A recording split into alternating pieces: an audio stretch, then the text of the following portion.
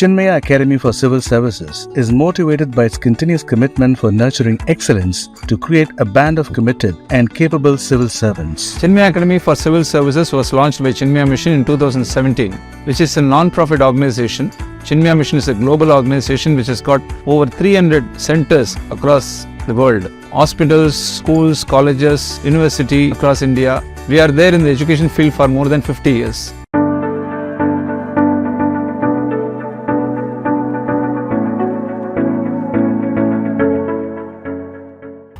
கிட்டத்தட்ட 10-15 ஹவர்ஸ் இருக்கிறவங்க இருக்காங்க, 7 ஹவர்ஸ் ப்ரிப்பேர் பண்ணுறவங்க இருக்காங்க. நான் வந்து ஒரு ஆவரேஜ் வந்து 7 to 12 ஹவர்ஸ் எவ்ரிடே இதுக்காக ஐஏஎஸ் எக்ஸாமுக்காக ஐ ஹேவ் ஹார்ட் ஒர்க் பண்ணிட்டு இருந்தோம் while during preparation. You can go to any levels, எவ்வளோ வேணாலும் நெகட்டிவ் லெவல்ஸ் போயிடலாம். ஆனால் அது கொஞ்சம் கவர் அப் பண்ணுறதுக்கும் அது ஃபேஸ் பண்ணுறதுக்கும் அந்த கரேஜ் இருந்தால் automatically success will follow. 2002 drought, அந்த சமயத்தில் அது வேர்ஸ்ட் ட்ரவுட் இன் ஹிஸ்ட்ரிம்பாங்க. அந்த ட்ரவுட் 2003லேயும் ட்ரவுட், அதோட மோசமாக 2003 ட்ரவுட்டு. 2004 வந்து ஃப்ளட்ஸ் வந்தது, சுனாமி வந்தது. அப்புறம் 2005லேயும் ஒரு ஃப்ளட்ஸ் வந்தது, பெரிய ஃப்ளட் வந்தது. ஸோ இது மாதிரி ஒரு 4 வருஷம் கண்டினியூஸாக டிசாஸ்டர்ஸ் இருந்தது. Weeks together I did not sleep properly, I didn't have a day off. So கண்டினியூஸாக ஒர்க் பண்ணிட்டு இருந்தேன் காலையிலேருந்து ராத்திரி வரைக்கும். ஸோ எந்த ஜாப்லேயும் நமக்கு ஆப்பர்ச்சுனிட்டி இருக்குது. How we can help people அப்படி தான் பார்க்கணுமே தவிர ஜாப்னு இந்த ஜாபு அந்த ஜாப்னு பார்க்கணும். கொடுக்குற வேலையில் நம்ம என்ன செய்யலாம், என்ன நல்லது செய்யலாம், அதான் பார்க்கணும்.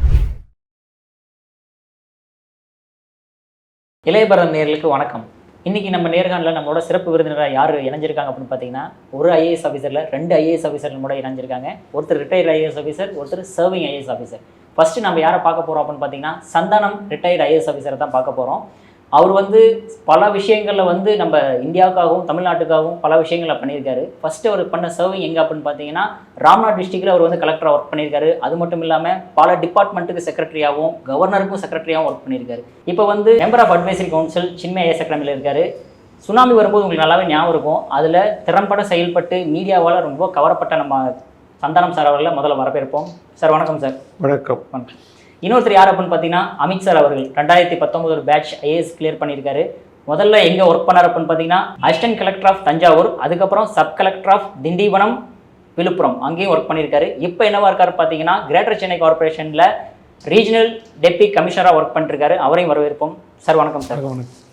சார் ஃபஸ்ட்டு வந்து சந்தானம் சார் அவர்கள் நீங்கள் வந்து ரிட்டையர் ஆகிருக்கீங்க, ஓகேங்களா? இப்போது ஐஏஎஸ் ஆஃபீஸர்ஸில் எல்லாருக்கும் தெரிஞ்சது பார்த்தோம் அப்படின்னா அட்மினிஸ்ட்ரேட்டிவ் பொசிஷன் மட்டும்தான் எல்லாத்துக்கும் தெரியும். கலெக்டராக ஒர்க் பண்ணுறாங்க, இந்த டிஸ்ட்ரிக்ட் இவங்க கலெக்டர் அப்படின்னு. அதை தாண்டி என்னென்ன போஸ்டெல்லாம் இருக்குது ஒரு கலெக்டரை தாண்டி?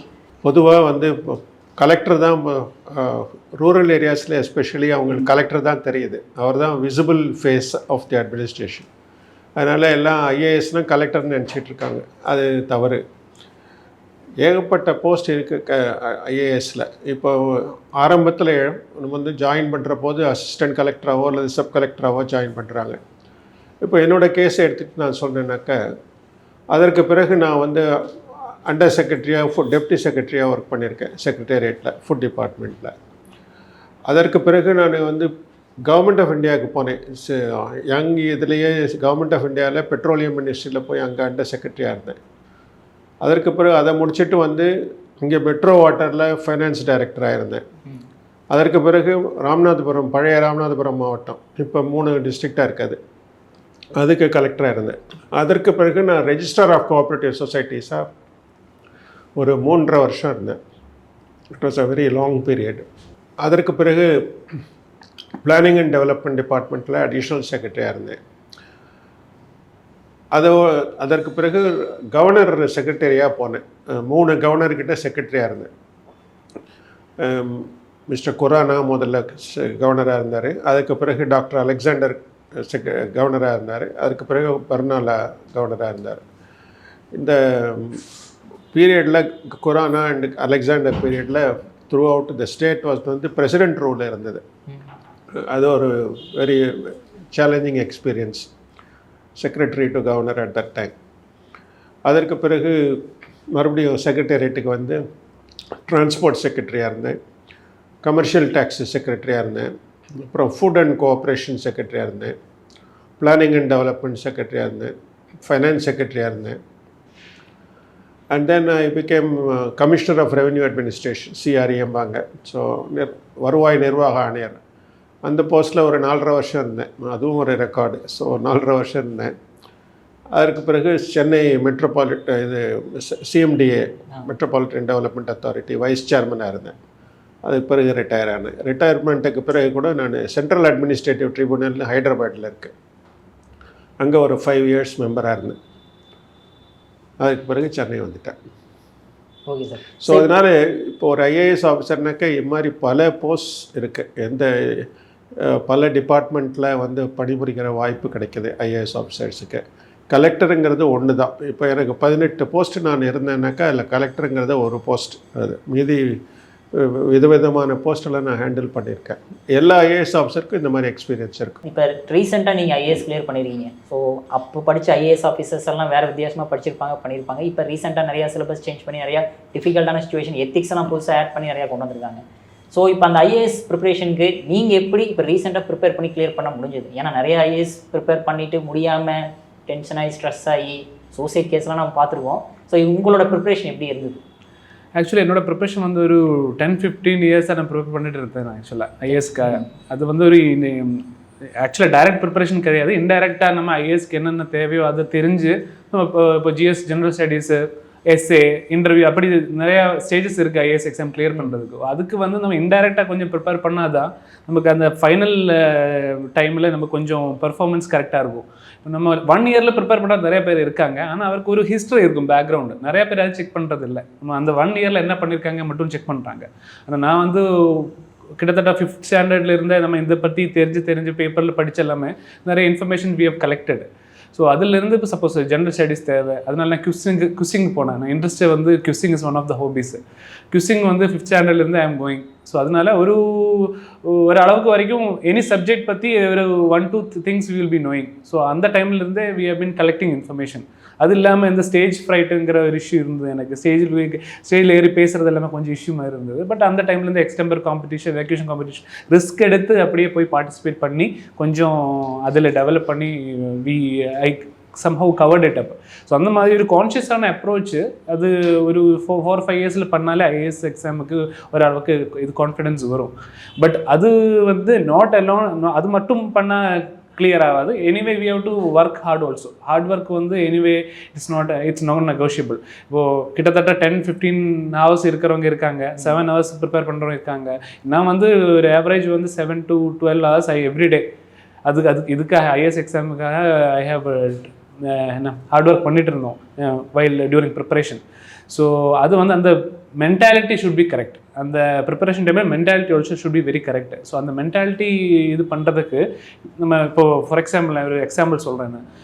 என்னோட ஃபஸ்ட் எக்ஸாம் 2007 நான் கிளியர் பண்ண ஐஆர்எஸ் போனேன். ஆனால் 2018 வந்து செகண்ட் எக்ஸாம் ஐஏஎஸ்க்காக இன்னும் ஒரு வாட்டி ட்ரை பண்ண நினச்சி ஒரு வாட்டி கூட எக்ஸாம் எழுதினேன் நான். அந்த டைமில் ஃபைனல் எக்ஸாம் டைமில் ஒரு மாதிரி ஆங்ஸைட்டி சிண்ட்ரோம் மாதிரி வந்து எனக்கு அந்த அளவுக்கு ப்ரிப்பேர் பண்ண முடியல. ஸோ எக்ஸாமுக்கு ஒரு நாள் முன்னாடி I was feeling so much anxiety stricken. அந்த ஒரு சிச்சுவேஷனில் I was thinking I will not write the exam எழுத மாட்டேன். நான் கிளம்ப போகிறேன், எங்கே இருந்து எக்ஸாம் கண்டிப்பாக எழுத முடியாது என்னால் அப்படி நினச்சி I was trying to go back to home. வீட்டுக்கு போகிறதுக்கு ரெடி ஆகிட்டு இருந்தேன். ஆனால் somehow I mustered courage and went and wrote the exam. So அந்த மாதிரி சிச்சுவேஷன்ஸ் எல்லாமே வரும். You can go to any levels. எவ்வளோ வேணாலும் நெகட்டிவ் லெவல்ஸ் போயிடலாம். ஆனால் அது கொஞ்சம் கவரப் பண்ணுறதுக்கும் அது ஃபேஸ் பண்ணுறதுக்கும் அந்த கரேஜ் இருந்தால் automatically success will follow. But அந்த கரேஜ் வரணும். அதுக்கு ஃபெயிலியர் வந்து shouldn't be an issue at all. எவ்வளோ ஃபெயிலியர் வந்தாலும் நம்ம கொஞ்சம் பதறாமல் அது அப்படியே ஹார்ட் ஒர்க் பண்ணிகிட்டே இருந்தால் ஆட்டோமேட்டிக்கலி இது அந்த மென்டாலிட்டி ரொம்ப முக்கியம், மோர் தென் எனி ப்ரிப்பரேஷன். ஸோ இப்போ ஐஏஎஸ் ப்ரிப்பரேஷன் பண்ணும்போது அப்போ ஒரு 2000 அந்த டைமில் பார்த்தோன்னா 1000 வேகன்சி இருந்தது. இப்பயும் பார்த்தோம்னா அதே 1000 வேகன்சி தான் இருந்தது. அப்போ நான் 2 லட்சம் பேர் எழுதுனாங்கன்னா இப்போ 20 லட்சம் பேர் எழுதுறாங்க. ஸோ அந்த காம்படிஷன் லெவல் அதிகமாகும் போது அவங்களோட காம்படிஷன் லெவல் எப்படி அவங்க இன்க்ரீஸ் பண்ணிக்கணும்? அவங்கள பேக்ரவுண்ட் வந்து டைவர்ஸ் பேக்ரவுண்ட்லேருந்து பசங்க வராங்க இது எழுதுறதுக்கு. நம்ம from very poor background to ultra rich background. So it should be evenly போய்ஸ்டுங்கிற ஒரு இது இருக்கிறதுனால, கிரைட்டீரியா இருக்கிறதுனால UPSC is trying to make the exam கொஞ்சம் டைவர்ஸ். இப்போது கோச்சிங் அகாடமி மூலியமாக வரவங்க மட்டும் அட்வான்டேஜ் இருந்தால் கண்டிப்பாக ஒன்லி அந்த க்ரீம் ஆஃப் த க்ரீம் மட்டும் தான் வரும். லைக் ஊபர் ரிச் பேக்ரவுண்ட்லேருந்து வரவங்க. பிகாஸ் அத்தனை அகாடமி இருக்குது. நீங்கள் சொல்ல அந்த டைமில் அத்தனை அகாடமி இல்லை. ஆனால் இப்போ வந்து நிறைய அகாடமி வந்திருக்கு, நிறைய அகாடமி வந்து ஸ்பூன் ஃபீடிங் மாதிரி ஆயிடுச்சு. ஸ்பூன் ஃபீடிங் மாதிரி ஆயிடுச்சு. ஸோ யூபிஎஸ்சி வந்து என்னை பொறுத்த வரைக்கும் what I have understood is that நம்ம ஒரு விஷயத்தோட கோர் போய் செக் பண்ணுறதுக்கு அந்த ஆட்டிடியூட் இருந்தால் தான் பண்ண முடியும். ஸ்பூன் ஃபீடிங் ஒர்க் ஆகாது. இப்போ சப்போஸ் தேர் இஸ் ஒரு டிசாஸ்டர் இஸ் ஹேப்பனிங்.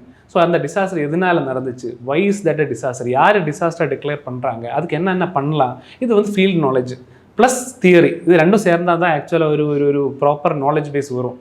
இப்போ வந்து ஸ்பூன் ஃபீட் பண்ணி தியரி மட்டும் படிச்சுட்டே இருந்தால் ஃபீல்டு போனால் எதுவும் ஒர்க் பண்ண முடியாது. இப்போ சென்னை உங்களுக்கு தெரியும், நான் கார்பரேஷனில் ஒர்க் பண்ணிட்டு இருக்கேன். லாஸ்ட் 3 ஃப்ளட்டு நான் பார்த்துருக்கேன், லாஸ்ட் 3 மன்சூன் பார்த்துருக்கேன், உங்களுக்கும் தெரியும். ஸோ ஃபீல்டு போகும்போது எனக்கு கேரளா ஃப்ளட்டில் ஒர்க் பண்ணி எக்ஸ்பீரியன்ஸ் இருக்குது. ஸோ ஃபீல்டு கொஞ்சம் தெரிஞ்சால் நம்ம கரெக்டாக அந்த இங்கே ஒர்க் பண்ணும்போது கொஞ்சம் அட்வான்டேஜாக இருக்கும். ஸோ அது டைவர்ஸ் பேக்ரவுண்ட்லேருந்து வர்றவங்க இருக்கிறதுனால யூபிஎஸ்சி வந்து அந்த ஃபீல்ட் நாலேஜ் எவ்வளோ இருக்குது அது டெஸ்ட் பண்ணுறாங்க ஆஃப் லேட். அதனால தான் நான் நம்ம கோச்சிங் இன்ஸ்டியூட்டில் கிளாஸ் எடுக்கிற போகும்போது I will tell always that you should not only go by the theory, also go to the field. இப்போ பஸ்ஸு போகும்போது ஒப்சர்வ், தண்ணி எப்படி போகுது, இல்லை எப்படி ரெவன்யூ வருது ஸ்டேட்டுக்கு, ஃபிலிம் போகும்போது டிக்கெட் எடுக்கும்போது என்னென்ன டேக்ஸ் வருது, என்டர்டெயின்மெண்ட் டேக்ஸ் வருது, ஒப்ட்ரோய் டேக்ஸ் வருது, என்னென்ன டேக்ஸ் வருது, அதில் அது செக் பண்ணணும், ஒப்சர்வ் பண்ணிகிட்டே இருக்கணும் சரௌண்டிங்கை. அப்படி பண்ணுறவங்களுக்கு கொஞ்சம் ஸ்கியூடு, அதாவது வந்து அவருக்கு அட்வான்டேஜாக இருக்கிற மாதிரி தான் இப்போ ஃப்ரேம் பண்ணுறாங்க கொஷின்ஸ். யூபிஎஸ்சியும் கான்ஷியஸாக மாற்றுறாங்க. That is a very good thing. ஏன்னா ஒவ்வொரு டைவர்ஸ் பேக்ரவுண்ட்லேருந்து வரவங்களுக்கு அது அட்வான்டேஜாக இருக்கும். ஓன்லி வந்து ஸ்பூன் ஃபீடிங் பண்ணுறவங்க மட்டும் சக்ஸஸ் வர மாதிரி இல்லை. ப்ராப்பராக ஒப்சர்வ் பண்ணுறவங்களுக்கு சுச்சுவேஷன்ஸ் அண்ட் சரௌண்டிங்ஸ் ஒப்சர்வ் பண்ணுறவங்களுக்கு அட்வான்டேஜ் இருக்கிற மாதிரி தான் இப்போ ஃப்ரேம் பண்ணுறாங்க. That is a good thing. அதனால ஒரு 2G 3G நெட் இருந்தால் ப்ரிப்பரேஷன் ப்ராப்பராக பண்ணிடலாம். Observe every thing. ஒரு 10 ரூபா நியூஸ் பேப்பர் டெய்லி படிங்க. ஏதோ என்ன தெரியாத விஷயங்கள் இருக்குது, கூகுள் படிங்க, அவ்வளோதான். அது அப்படி பண்ணாலே ஆட்டோமேட்டிக்காக நம்ம விஷயத்தில் கிராஸ்ப் வரும். அது போதும். என்னை பொறுத்த வரைக்கும் ஜெனரல் ஸ்டடீஸில் நம்ம வாங்கின மார்க் எல்லாமே அப்படி பண்ணி தான், கூகுள் பண்ணி தான், வேறு எதுவும் இல்லை. Super sir. சார் சொன்னார் இந்த ஃபீல்டு எக்ஸ்பீரியன்ஸ் அப்படின்ற மாதிரி, ஃபீல்டை கரெக்டாக பாருங்கள் அப்படின்ட்டு. நீங்கள் சர்வ் பண்ணும்போது எந்த ஃபீல்டு எக்ஸ்பீரியன்ஸை ரொம்ப டஃப்பாக எதிர்கொண்டீங்க, எதை ஃப்ரீயாக ஈஸியாக ஹேண்டில் பண்ணீங்க உங்கள் எக்ஸ்பீரியன்ஸில்? எல்லா ஜாபுமே ஒவ்வொரு ஜாபுமே ஒரு டிஃப்ரெண்ட் டைப் ஆஃப் சேலஞ்ச் இருக்கும். சில இதில் வந்து இப்போ நான் பார்த்ததில் நீங்கள் எக்ஸ்பிளைன் பண்ணும்போது கவர்னர் வந்து செக்ரட்டரியாக இருக்கும்போது ரொம்ப டிஃபிகல்ட்டாக இருந்தது, அது பிரசிடென்ட் ரூலுங்கும் போது ரொம்ப டிஃபிகல்ட்டாக இருந்துன்னு சொன்னீங்க. அந்த சுச்சுவேஷன் இல்லை. இப்போ நான் சொல்கிறேன், ஒரு 2-3 உதாரணம் சொல்கிறேன். இப்போ டிசாஸ்டர் மேனேஜ்மெண்ட் நான் கமிஷனர் ஆஃப் ரெவன்யூ அட்மினிஸ்ட்ரேஷனாக இருந்தபோது I was also the commissioner for relief operations. So அப்படின்னா டிசாஸ்டர் மேனேஜ்மெண்ட்டுக்கும் நான் கமிஷனர். நான் இருந்தபோது ஒரு டிஃப்ரெண்ட் டைப்ஸ் ஆஃப் டிசாஸ்டர்ஸ் இருந்தது. 2002 ட்ரவுட் இருந்தது. அந்த சமயத்தில் அது வேர்ஸ்ட் ட்ரவுட் இன் ஹிஸ்ட்ரிம்பாங்க அந்த ட்ரவுட். 2003 ட்ரவுட், அதை விட மோசமாக 2003 ட்ரவுட். 2004 வந்து ஃப்ளட்ஸ் வந்தது, சுனாமி வந்தது. அப்புறம் 2005 ஒரு ஃப்ளட்ஸ் வந்தது, பெரிய ஃப்ளட் வந்தது. ஸோ இது மாதிரி ஒரு 4 வருஷம் கண்டினியூஸாக டிசாஸ்டர்ஸ் இருந்தது. இது எல்லாமே ரொம்ப unprecedented disasters. At that point of time it was unprecedented. Tsunami was totally unprecedented because இது வரைக்கும் தமிழ்நாட்டிலேயோ இந்தியாவிலேயோ சுனாமி வந்தது கிடையாது. இதுதான் முதல் முறை. ஸோ அது it took everyone by surprise. But the way we handled it, அது வந்து எல்லோரும் அப்ரிஷியேட் பண்ணாங்க. அது ஒரு பெரிய எக்ஸ்பீரியன்ஸ். ரொம்ப டிஃபிகல்ட் எக்ஸ்பீரியன்ஸு அதான் சுனாமி ஹேண்டில் பண்ணது தான். அந்த காலகட்டத்தில் எனக்கு வந்து ஒரு four weeks together I did not sleep properly. I didn't have a day off. So கண்டினியூஸாக ஒர்க் பண்ணிகிட்டு இருந்தேன் காலையிலேருந்து ராத்திரி வரைக்கும். அது ரொம்ப டஃப் பீரியடாக இருந்தது. அது ஒரு டைப் ஆஃப் எக்ஸ்பீரியன்ஸு. இப்போ நான் ஃபைனான்ஸ் செக்ரட்டரியாக இருந்தபோது அது ஒரு வேறு விதமான எக்ஸ்பீரியன்ஸு. அது வந்து பிகாஸ் நம்ம ஸ்டேட்டோட ஃபினான்ஷியல் பொசிஷன் ரொம்ப மோசமாக இருந்தது. அப்போ மேடம் ஜெயலலிதா வந்து சீஃப் மினிஸ்டராக வந்தாங்க. அப்போ முதல்ல அவங்க வந்து ரொம்ப ஸ்டஃப் மெஷர்ஸ் எல்லாம் எடுக்கணும்னு சொல்லிட்டு we initiated a number of measures which were unpopular but they were necessary. அது மாதிரி எடுத்ததில் வந்து கொஞ்சம் ஃபினான்ஷியல் பொசிஷன் இம்ப்ரூவ் ஆச்சு. அது ஒரு டிஃப்ரெண்ட் டைப் ஆஃப் சேலஞ்ச். கவர்னர்கிட்ட இருந்தபோது பிரசிடென்ட் ரூலில் வந்து கவர்னர் இப்போ என்டையர் கேபினெட் பண்ணுற வேலையை கவர்னரும் 2 அட்வைசரும் சேர்ந்து செய்கிறாங்க. அண்ட் செக்ரட்டரி டு கவர்னர் ரொம்ப இம்பார்ட்டண்ட் பர்சன் அங்கே, because he has to handle all the files and brief the governor. அந்த மாதிரி அது ஒரு வேறு மாதிரி ஒரு சேலஞ்சு. ஸோ இது மாதிரி ஒவ்வொன்றும் ஒவ்வொரு சேலஞ்சு. நீங்கள் முன்னாடி கேட்டிங்க ஐஏஎஸில் கலெக்டர் மட்டும்தானே, வேறு என்னென்ன போஸ்ட் இருக்குன்ட்டு. இது one service where you have the unique opportunity of learning continuously. You know இது வந்து ஒரு different types of departments, different types of jobs you handle. அதில் வந்து ஆப்பர்ச்சுனிட்டி ஃபார் கண்டினியூஸ் லேர்னிங் இருக்குது. இதில் you have to learn continuously. Opportunity மட்டும் இல்லை, necessity also. You have to learn continuously to handle the job properly. So that way the service is the most attractive service, I would say. Sir இப்போ நீங்கள் வந்து இப்போ டிரான்ஸ்போர்ட்டில் வந்து இப்போ work பண்ணுறீங்கன்னு வச்சுங்க சார், அடுத்து உடனே வந்து வேறு டிபார்ட்மெண்ட்டுக்கு போடும்போது இப்போ ஃபுல் அண்ட் ஃபுல்லாக நீங்கள் புதுசாக லேர்ன் பண்ண வேண்டிய விஷயங்கள் டிரான்ஸ்போர்ட்டில் இருந்த போதும் ஒரு சேலஞ்ச் இருந்தது எங்களுக்கு. அதை பற்றி நான் சொல்கிறேன். டிரான்ஸ்போர்ட்டில் நான் செக்ரட்டரியாக இருந்தபோது ராஜீவ் காந்தியோட அசாசினேஷன் நடந்தது. அப்போ 21 May 1991. ஸோ எனக்கு இன்ஃபர்மேஷன் வந்து ஒரு ராத்திரி ஒரு 12 o'clock வந்தது. ஒரு ஃப்ரெண்ட் ஒருத்தர் சொன்னார். நான் இமீடியட்டாக என்ன பண்ணேன்னாக்க, அப்போல்லாம் வந்து இது கூட கிடையாது, இந்த மாதிரி இமெயில் அது இதெல்லாம் ஒன்றும் கிடையாது. ஸோ ஐ ஹேட் டு, அப்போல்லாம் எஸ்டிடி கால்ஸ் புக் பண்ணுவோம், அவர் போலீஸ் ஒயர்லெஸ் மூலமாக மெசேஜ் கொடுப்போம். நான் வந்து ஒரு எம்டி மூலமாக ஒரு 2-3 பேரை கூப்பிட்டு சொல்லி, இந்த மாதிரி நெக்ஸ்ட் டே மார்னிங் பஸ் எல்லாம் எடுக்க வேண்டாம் டெப்போலேருந்து. ஸோ காலையில் 5 மணிக்கெல்லாம் எடுத்துருவாங்க பஸ் எல்லாம். ஸோ பஸ் எல்லாம் எடுக்க வேணாம்னு சொல்லிடணும். அதனால் என்ன ஆச்சுனாக்க, ரொம்ப பேருந்துகளுக்கான சேதம் தவிர்க்கப்பட்டது. அங்கே கர்நாடகா பார்டரில் மட்டும் சில பஸ்ஸு மேலே கல் அடித்தாங்க, சில பஸ்ஸஸ் டேமேஜ் ஆச்சு. பட் தமிழ்நாட்டில் வந்து ஒரு சேதமும் ஏற்படலை. ராத்திரி உள்ளே முழிச்சிருந்து நாங்கள் எல்லாருக்கும் இன்ஸ்ட்ரக்ஷன் கொடுத்துட்டு இருந்தோம். So this is another challenge. This is also ஒரு management of some crisis. So இது மாதிரி ஒரு டிபார்ட்மெண்ட்டு இன்னொரு டிபார்ட்மெண்ட்டுக்கு போகிற போது we have to forget what we did in the old department and start learning something new. அதான் that is the challenge here. அதனால தான் நீங்கள் வந்து ரிலாக்ஸே பண்ண முடியாது. அதனால் படிச்சுக்கிட்டே இருக்கணும். To be, சொல்லுவாங்க, there is a saying, you have to keep on running to stay where you are. So அதுக்கு ஓகே சார். அதே மாதிரி இப்போ பார்த்தோம் அப்படின்னா யங்ஸ்டர்ஸ் மைண்டில் என்ன யங்ஸ்டர்ஸ் மைண்ட் செட் எப்படி இருக்குன்னு பார்த்தீங்கன்னா, போனோம்னா நம்ம பொலிட்டீஷியன்ஸ் வந்து நம்மளை எதுவுமே செய்ய விட மாட்டாங்களே, ரொம்ப இன்டர்ஃபியர் பண்ணிட்டே இருப்பாங்க நம்ம ஒர்க்கில். அந்த மாதிரி நீங்கள் தான் ஃபேஸ் பண்ணது இருக்கா சார்? நீங்கள் இல்லை, அப்படி இல்லை. 2 விஷயம் பார்க்கலாம் சார். ஒன்று என்னென்னா, ஒன்றா இன்டர்ஃபியர் பண்ணுவாங்க, இல்லைன்னா நாம் சொல்கிறத அவங்க புரிஞ்சிக்க முடியாத லெவலில் இருப்பாங்க. ஸோ அந்த மாதிரி எப்படி ஃபேஸ் பண்ணிருக்கீங்க? என்னோட எக்ஸ்பீரியன்ஸ் என்னன்னாக்க, அதாவது நீங்கள் எப்படி நடந்துக்கிறீங்கன்றதை பொறுத்து இருக்குது. இப்போ உங்களுடைய ரெப்புடேஷன் வந்து யங் ஆஃபீஸராக இருக்கிற போது, இப்போ ஒரு மிஸ்டர் அமித் மாதிரி ஒரு யங் ஆஃபீஸராக இருக்கிற போதே one can build up one's reputation. அவங்க ரெப்புடேஷனை வந்து இவர் ரொம்ப டஃப் ஆஃபீஸர், இவர் வந்துக்கிட்ட ஒன்றும் நடக்காது, நம்ம என்ன தான் சொன்னாலும் கரெக்டாக தான் செய்வார்னு சொல்லிவிட்டு அந்த ஒரு இம்ப்ரெஷன் வந்துடுதுனாக்கா அப்புறம் விட்டுருவாங்க, தொந்தரவு பண்ண மாட்டாங்க. அப்புறம் ரொம்ப ப்ரெஷர் கொடுத்தாங்கனாக்கா, நீங்கள் வந்து கரெக்டாக பண்ணிங்கனாக்கா உங்களை என்ன பண்ணுவாங்க, ட்ரான்ஸ்ஃபர் பண்ணுவாங்க, வேறு ஒன்றும் பண்ண முடியாது. ஸோ ட்ரான்ஸ்ஃபர் பண்ணுவாங்க. அதுக்கு நம்ம எப்பவுமே தயாராக இருக்கணும். சார் நீங்கள் இப்போ லெபஸ்னா போனீங்களா? ஆமாம், போனேன். அங்கே அந்த மாதிரி உங்களோட எக்ஸ்பீரியன்ஸ் எப்படி இருந்தது? அங்கே லெபாஸ்னா வந்து போஸ்ட் தி எக்ஸாம் கிளியர் பண்ண பிறகு நம்ம லெபாஸ்னா போய் தான் ஆகணும். அங்கே தான் நம்ம academy, parent academy, Lal Bahadur Shastri national academy of administration, அதான் நம்ம லெபாஸ்னான்னு கூப்பிடுவோம். ஸோ அங்கே வந்து ஃபவுண்டேஷன் கோர்ஸ்னு ஒரு கோர்ஸ் இருக்குது. அதில் தான் எல்லாமே ஃபுல் கிளியர் பண்ணுற அத்தனை பேருமே அங்கே வந்து ஒரு வாட்டியாவது கோர்ஸ் பண்ணணும், இந்த ஃபவுண்டேஷன் கோர்ஸ் பண்ணணும். ஆனால் நிறைய பேர் வரமாட்டாங்க, ஃபார் வேரியஸ் ரீசன்ஸ் ரிப்பீட் பண்ணுறவங்க வரமாட்டாங்க. ஆனால் ஐஏஎஸ் ஐஎஃப்எஸ் வந்து கண்டிப்பாக பண்ணி தான் ஆகணும் கோர்ஸ் அங்கே. ஸோ ஐஏஎஸ் ஐஎஃப்எஸ் மேண்டேட்டரி அங்கே வருவாங்க. மீதி யார் விரும்புகிறாங்களோ அத்தனை பேரும் அங்கே வருவாங்க. அந்த இப்போ ஒரு அரௌண்ட் ஆகஸ்ட் செப்டம்பர் தான் கோர்ஸ் ஸ்டார்ட் ஆகிடும், போஸ்ட் தி எக்ஸாமோட ரிசல்ட். ஸோ அங்கே வந்து நம்ம ஒரு ஓரியன்டேஷன் டெவலப்மெண்ட் தான் ஆக்சுவலாக. ஃபவுண்டேஷன் கோர்ஸ் வந்து அத்தனை சர்வீஸும் இருப்பாங்க, not just IAS and IFS. எத்தனை சர்வீஸ் இருக்காங்களோ அத்தனை சர்வீஸும் அங்கே வருவாங்க. So it's a common pool of all the civil servants. So அங்கே வந்து ஃபவுண்டேஷன், இப்போ ஃபவுண்டேஷன் என்ன பேஸ் ரெடி செட் பண்ணுறது, இப்போ சோஷியல் பொலிட்டிக்கல் அட்மினிஸ்ட்ரேட்டிவ் ஆங்கிள் எப்படி அந்த பேஸ் செட் பண்ணலாம். இன்னும் எல்லாமே புது ஆளுகள், யாருக்கும் வந்து அட்மினிஸ்ட்ரேட்டிவ் பேக்ரவுண்ட் கிடையாது. அண்ட் வந்து நம்ம நார்மல் லைஃப் மாதிரி கிடையாது. Once you become civil servant, அவ்வளோ ரெஸ்பான்சிபிலிட்டி வருது தலை மேலே. Not very easy thing. அந்த கிளியர் பண்ணுற டைமில் நம்ம லைம்லைட்டில் இருக்கும்போது will feel we are very special. But once நம்ம ஸ்டெப் பண்ணும்போது அவ்வளோ ரெஸ்பான்சிபிலிட்டி வருது. ஏதாவது ஒரு சின்ன டிசிஷன் மாதிரி போனால் கூட கிரிட்டிசிசம் வரும். We are out there in the public. So அந்த பேஸ் செட் பண்ணால் தான் கரெக்டாக அந்த ஃபீல்டு போய் வேலை பார்க்க முடியும். அதுக்கு அந்த செட் பண்ணுறது தான் அந்த ஃபவுண்டேஷன் கோர்ஸ். அது இல்லாமல் அத்தனை சர்வீசஸுமே நம்ம என்ன சொல்லுவாங்க கேமரட்ரி, அந்த ஃப்ரெண்ட்ஷிப் டெவலப் பண்ணுறதுக்கும் இது ஹெல்ப் ஆகிடும். ஃபீல்டுக்கு போனால் எல்லாருமே சேர்ந்து ஒர்க் பண்ணணும். ஐஏஎஸ் ஒரு தனி சர்வீஸ், ஐபிஎஸ் தனி சர்வீஸ். அவரோட டொமைன் வந்து தனி டொமைன் இருக்குது. ஆனால் அந்த கம்யூனிகேஷனும் ஃப்ரெண்ட்ஷிப் இருந்தால் தான் வி கேன் எஃபெக்டிவ்லி ஒர்க்.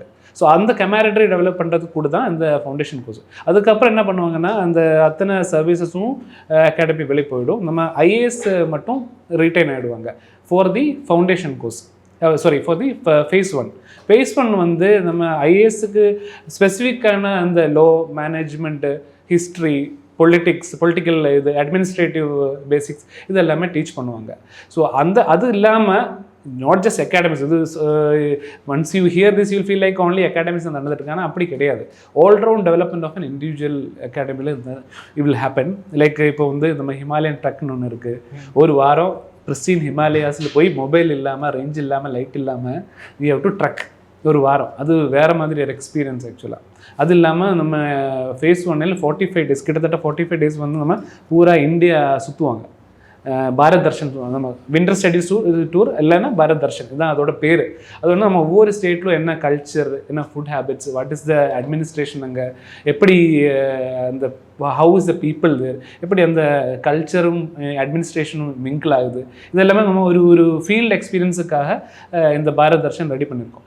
அது இல்லாமல் நிறைய sports activities, arts, music festival, literary festival இது எல்லாமே அரேஞ்ச் பண்ணி ஒரு காலேஜ் வைபிள் தான் இருக்கும் ஆக்சுவலாக அந்த நம்ம academy. So it's a very nice experience. One for your personal development, second for the camaraderie. So அதில் அகாடமியில் அந்த கோர்ஸ் முடிஞ்ச பிறகு ஃபீல்டு வரும்போதே வில் பி ஒரு பேசிக்ஸ் ரெடியாக இருக்கும். நாட் லைக் எக்ஸ்பீரியன்ஸ் எதுவும் இருக்காது, அந்த அளவுக்கு இருக்காது. ஆனால் அந்த பேஸ் செட் ஆகிடும். அப்புறம் ஃபீல்டு போனால் வீல் ஆட்டோமேட்டிக்கலி நம்ம அந்த இதுக்கு போயிடலாம், அந்த ஆஃபீஸர் சிவில் சர்வெண்ட் வைப்புக்கு போயிடலாம். ஸோ அப்போ உங்களுக்குமே அந்த லெபாஸ்னா போன அந்த ட்ரைனிங் எக்ஸ்பீரியன்ஸ் இருக்கா சார்? இன்னும் training experience is always been the same for every batch. So because foundation அதே தான் ஃபாலோ பண்ணிருக்காங்களா? இப்போ அப்போ ஃபாலோ பண்ணதே இன்னும் அந்த லெபாஸ்னால என்ன ஃபாலோ பண்ணுறாங்க? கொஞ்சம் மாறுதல் இருக்கும். To keep in tune with the Times. கொஞ்சம் எக்ஸாம்பிள் ஆர்டிஃபிஷியல் இன்டெலிஜென்ஸ் அந்த டைம்ல இருக்காது, ஆனா இப்போ இருக்கும்.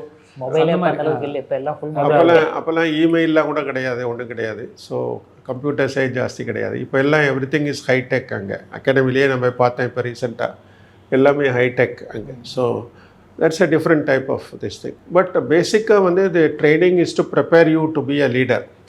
ஸோ அதுக்கு தயார் பண்ணுறாங்க. அது நம்ம it gives you lot of confidence. Training முடிச்சுட்டு வந்தாக்க it's and also the service is a great leveller சொல்லுவாங்க. நீங்கள் வந்து யாராக இருந்தாலும் சரி, ஒரு பெரிய பணக்காரருடைய பையனாக இருந்தாலும் சரி, ஒரு பரம ஏழையுடைய சன்னாக இருந்தாலும் சரி, ஐஏஎஸ்னு வந்துட்டாங்கன்னா எல்லோரும் equal ஆகிடுறாங்க.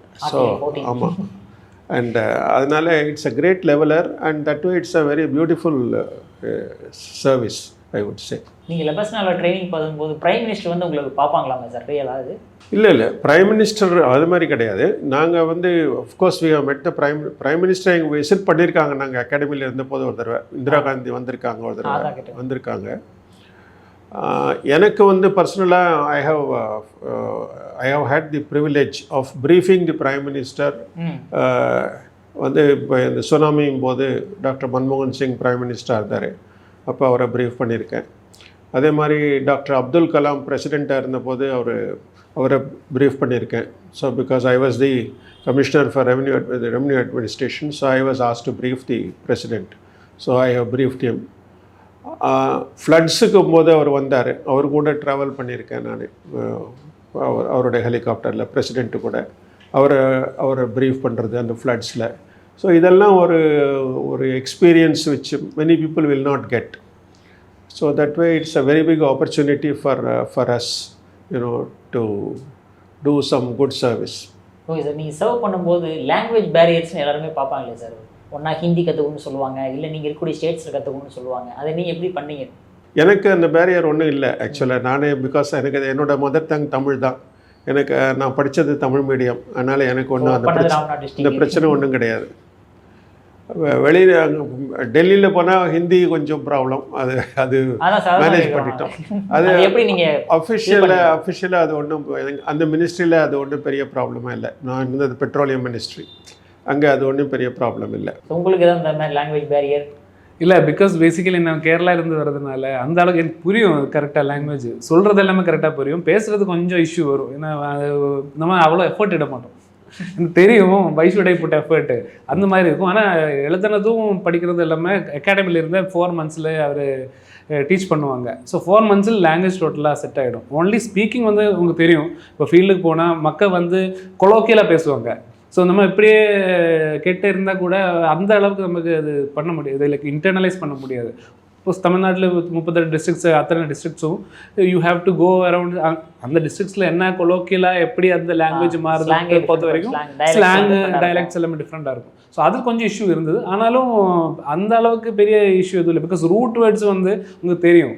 Tamil plus some Sanskrit தான் Malayalam. So vocabulary automatically set ஆகிடும். நீங்கள் டெல்லி போனீங்க அப்படின்னா அப்போ அங்கே ஹிந்தி 8 வரைக்கும் ஹிந்தி படிச்சிருக்கேன் ஸ்கூலில், சிபிஎஸ்சி சிலபஸ்ங்கிறதுனால 8 வரைக்கும் ஹிந்தி படிச்சிருக்கேன். அதுவும் எனக்கு கரெக்டாக இது அண்டர்ஸ்டாண்ட் பண்ணலாம். பட் வந்து இதுதான் பேசுறது கொஞ்சம் டிஃபிகல்ட்டி வரும். சவுத் இந்தியன் பீப்புளெலாம் வந்து லாங்குவேஜ் கற்றுக்கிட்டா பெஸ்ட்டாக ஹிந்தின்ற விஷயம், ஹிந்தி மட்டும் இல்லை மற்ற எல்லா லாங்குவேஜ் கற்றுக்கிட்டா பெஸ்ட்டாக? நீ எந்த லாங்குவேஜ் கற்றுனாலும் பெஸ்ட்டு தான். அது I believe all the languages are good. இப்போ ஸ்கூல்னா நிறைய லாங்குவேஜ் படிச்சிருக்கேன். நான் வேலை பண்ணது ஃபார் 2 years இன் அங்கோலா, அங்கே போர்ச்சுகீஸ் படிச்சிருக்கேன். ஆமாம். இப்போ Tamil once you learn Tamil வந்து நிறையா லிட்ரேச்சர் ஓப்பன் அப் ஆகிடும். இந்த லிட்ரேச்சர் ஓப்பன் அப் ஆகிடும், நிறையா வேறு விஷயங்கள் ஓப்பன் அப் ஆகிடும், நிறைய இன்ஃபர்மேஷன் வந்துடும் ஆட்டோமேட்டிக்கலி. இது வந்து நம்ம லாங்குவேஜ் கொஞ்சம் லிமிடேஷன்ஸ் இருக்கும். இப்போ இங்கிலீஷ்னால் அவ்வளோ பூரா யூனிவர்ஸ் ஓப்பன் அப் ஆகிடும். ப்ளஸ் இந்த போர்ச்சுகீஸ் லாட்டின் லாங்குவேஜில் வந்து local literature, local language, local information அது வந்து ஓரளவுக்கு வரைக்கும் கன்சீல்டாக இருக்கிறது வந்து ஓப்பன் அப் ஆகிடும். அதனால எந்த லாங்குவேஜ் படித்தாலும் நல்லது தான். That shouldn't be an issue. So முதல்ல இவங்க சர்வ் பண்ண கலெக்டருக்கும் இப்போ சர்வ் பண்ணுற கலெக்டருக்கும் என்ன டிஃப்ரென்ஸ் பார்க்குறீங்க நீங்கள்? என்ன டிஃபிகல்ட்டி இருக்குன்னா இப்போ வந்து எல்லாமே வாட்ஸ்அப்பில் தான். ஒரு இஷ்யூ நடந்தால் உடனே ஃபோட்டோ போட்டு வாட்ஸ்அப்பில் போட்டால் கலெக்டர் ரெஸ்பாண்ட் பண்ணணும், இல்லைன்னா கலெக்டர் ரெஸ்பாண்ட் பண்ணலன்னு சொல்லுவாங்க. ஓகே. ஸோ மக்களோட டிமாண்டு ஜாஸ்தி ஆகிடுச்சு, ஸ்பீடும் ஜாஸ்தி ஆகிடுச்சு. அந்த டைமில் எல்லாமே ஒரு கடிதம் போட்டு வெயிட் பண்ணுவாங்க.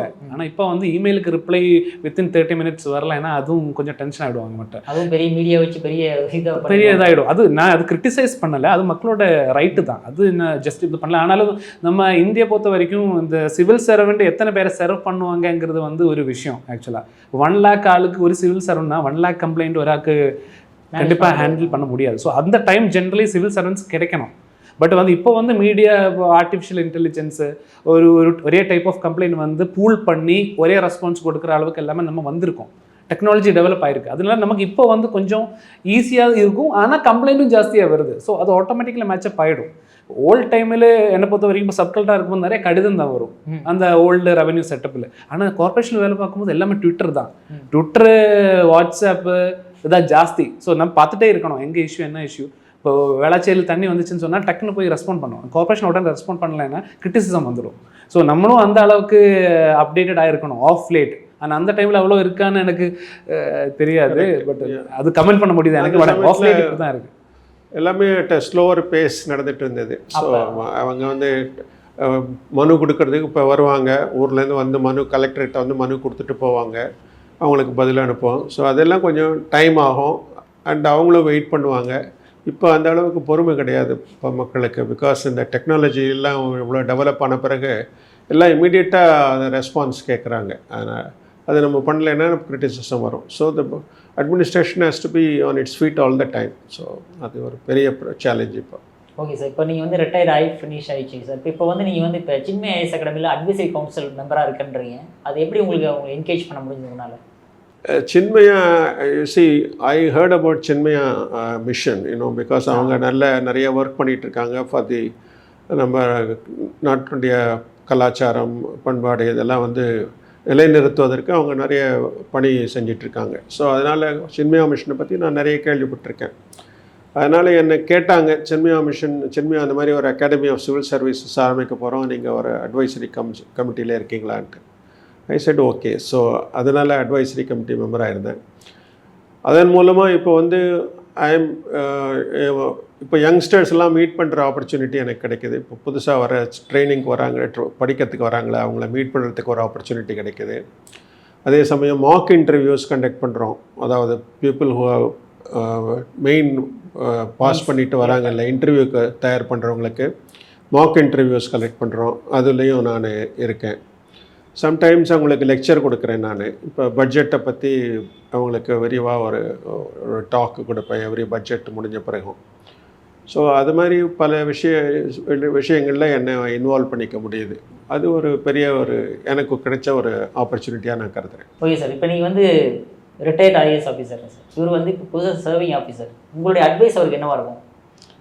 என்னுடைய அட்வைஸ் என்னன்னாக்கா, நீங்கள் வந்து வாட் எவர் தமிழ்லேயே சொல்லிடுறேன் நான். என்னுடைய அட்வைஸ் என்னன்னாக்கா, நீங்கள் செய்கிற ஒர்க்கை உங்கள் மனசாட்சிப்படி செய்யுங்க.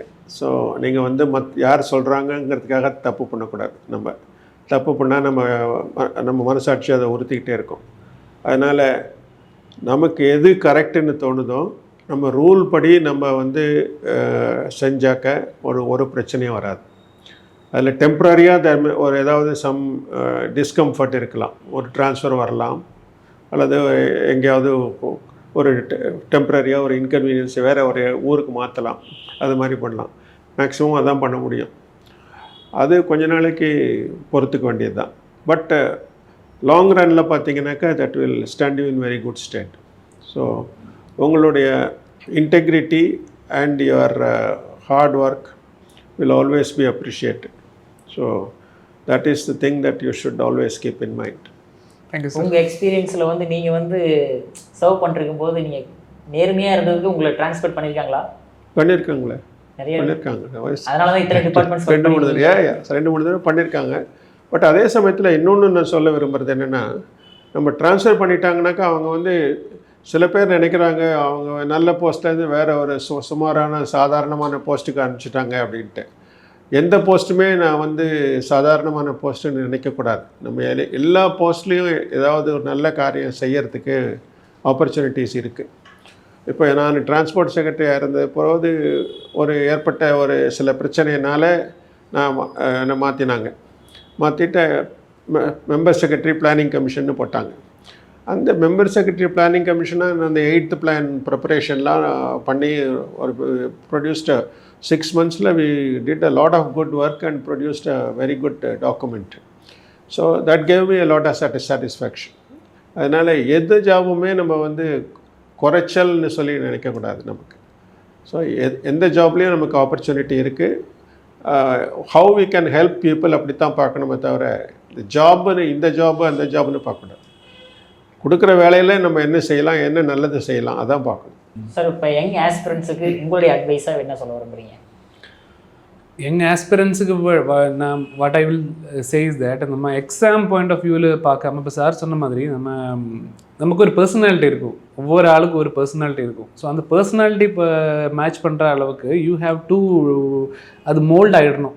இப்போ சிவில் சர்வெண்ட்னா ஒரு எக்ஸ்பெக்டேஷன்ஸ் இருக்குது. சிவில் சர்வெண்ட் எப்படி இருக்கணுங்கிற ஒரு எக்ஸ்பெக்டேஷன் இருக்குது. So you have to carry out the rules as per the rules. என்ன பண்ண முடியுமோ பண்ணணும். அதுதான் actually we are trying to implement the schemes, policies and as per the rules and regulations. இதுதான் in short civil servant. So ஆக்சுவலாக நம்ம attitude வந்து அந்த சிவில் சர்வெண்ட்டுக்கு மேட்ச் ஆகிற மாதிரி இஃப் யூ ஆர் மோல்டிங், ஆட்டோமேட்டிக்கலாக எக்ஸாம் நீங்கள் கிளியர் ஆகிடும். இதுதான் என்னோட பாயிண்ட். பட் எக்ஸாம் கிளியர் பண்ணுறதுக்கு மட்டும் ஷார்ட் சைட்டாக நீங்கள் ப்ரிப்பேர் பண்ணிகிட்டே இருந்தால் ப்ராபப்ளி அந்த லாங் டேர்ம் வியூ மிஸ் ஆகிடும். இப்போ நான் என்ன பண்ணிட்டே இருந்தேன்னா, இப்போ you have to as an IAS officer எனக்கு தெரியும். ஒரு கலெக்டராக இருக்கும்போது நம்ம கலெக்டர் நிறைய பார்த்துருக்கோம். சார் சொன்ன மாதிரி கலெக்டர் மட்டும்தான் எனக்கு தெரியும். இப்போது நம்ம ஸ்கூலில் படிக்கும்போது கலெக்டர் மட்டும்தான் தெரியும், வேறு யாரும் தெரியாது. ஐஏஎஸ்னால் கலெக்டர் தான், அவ்வளோதான். ஸோ ஒரு கலெக்டர் வந்து மீட்டிங் கண்டக்ட் பண்ணுறாங்க, இஷ்யூ செட்டில் பண்ணுறாங்க, சால்வ் பண்ணுறாங்க, ஆள்கள்கிட்ட பேசுகிறாங்க, ஆனால் இனாக்ரேட் பண்ணுறாங்க, மினிஸ்டர்கிட்ட பேசுகிறாங்க, பேச்சுவார்த்தை பண்ணுறாங்க, நிறைய பண்ணுவாங்க. ஸோ இதுக்கெல்லாம் ஒரு குவாலிட்டி தேவைப்படும். ஸோ அந்த குவாலிட்டி நம்ம அப்சர்வ் பண்ணி அந்த குவாலிட்டிக்கு எப்படி வரலாம், ஒரு ஸ்பீச் கொடுக்கணும். I should know about the details. So அதுக்கு டெய்லி பேப்பர் படித்தா தான் எனக்கு டீட்டெயில்ஸ் வரும். So you have to read the news paper படித்தா மட்டும் செட் ஆகாது. இப்போ ஒரு இஷ்யூ வருது இங்கே, சப்போஸ் ஒரு மழை டைமில், ஒரு ஃப்ளட் டைமில் தண்ணி கரெக்டாக போகலை, ஆனால் அந்த ஊருக்காரு அங்கே தண்ணி விடக்கூடாதுன்னு சொல்கிறாங்க, இந்த ஊருக்காரு இங்கே தண்ணி விடக்கூடாதுன்னு சொல்கிறாங்க. கலெக்டர் எப்படி பேச்சுவார்த்தை பண்ணணும்? ஸோ அந்த ஊரை பற்றி நல்லா தெரியணும், டெரெயின் தெரியணும், ஜியோகிராஃபி தெரியணும். தெரியலனா கூட அங்கே வந்து அது படிக்கிறதுக்கு ஒரு ஒரு இது வேணும், ஆட்டிடியூட் வேணும். ஸோ அந்த ஆட்டிடியூட் தான் முக்கியம், more than anything else. To learn, continuously learn and to solve problems and try to be in touch with அந்த மக்களோட கூட எப்போதும் சேர்ந்து வந்து ஒர்க் பண்ணுற அளவுக்கு அந்த ஆட்டிடியூடு வரணும். ஸோ அந்த ஆட்டிடியூடுக்கு எப்படி நீங்கள் ஸ்லோலி மோல்ட் ஆகிடணுங்கிறது வந்து if you have an idea automatically exam clear ஆகிடும். பிகாஸ் இதுதான் எக்ஸாம்பிள் கேட்குறாங்க. ப்ரிலிம்ஸில் என்ன கேட்குறாங்க, மெயின்ஸில் என்ன கேட்குறாங்க, இது எல்லாமே so automatic coming from the top. அதனால எப்பொழுதுமே whenever someone is preparing for the exam, I always tell, first prepare for the interview, then prepare for the mains and finally only prelims. Prelims வந்து subset தான். ஆனால் ஆளுகள் என்ன பண்ணுவாங்க, first போய் ப்ரிலிம்ஸுக்கு prepare பண்ணுவாங்க. அது செட் ஆகாது. ஏன்னா இன்டர்வியூவில் எது வேணாலும் கேட்கலாம். ப்ரிலிம்ஸ் வந்து வேர்ல்டு ஹிஸ்டரி இருக்காது, நிறையா சப்ஜெக்ட்ஸ் இருக்காது. ஆனால் ப்ரிலிம்ஸ் என்ன வேணாலும் கேட்கலாம், எது வேணாலும் கேட்கலாம். ஸோ அதுக்கு ஃபஸ்ட்டே ப்ரிப்பேர் பண்ணிகிட்டே இருந்தால் ஆட்டோமேட்டிக்லி இது எல்லாமே வந்துடும். இது மட்டும் ப்ரிப்பேர் பண்ணால் எக்ஸ்ட்ரா நீங்கள் ப்ரிப்பேர் பண்ணணும் இதுக்கு இன்டர்வியூக்கு. ஸோ இன்டர்வியூவில் ஸ்டாப் பண்ணக்கூடாது, அது கிளியர் பண்ணி நீங்கள் சிவில் சர்வெண்ட் ஆகணும். சிவில் சர்வெண்ட் ஆன பிறகு you have to spend 30 years in service. So அதுக்கு எல்லாமே நீங்கள் ஆட்டோமேட்டிக்கலி அந்த மைண்டில் நீங்கள் அந்த ஐடியா வச்சு ப்ரிப்பேர் பண்ணிகிட்டே இருந்தால் இது எல்லாமே ஆர் ஜஸ்ட் ஸ்டேஜஸ். அதர்வைஸ் இது எல்லாமே பெரிய ஹேர்டில்ஸ் ஆகிடும். So you have to try to become a good civil servant instead of just cracking the exam. இதுதான் என்னோட இது. அந்த ஆட்டிடியூட் டெவலப் பண்ணுங்கள், ஆட்டோமேட்டிக்கலாக எக்ஸாம் கிளியர் ஆகிடும். ஸோ உங்களோட நேரத்தை இளைய பாரதம் நேயர்களுக்கு மிக்க நன்றி sir. Thank you, thank you very much.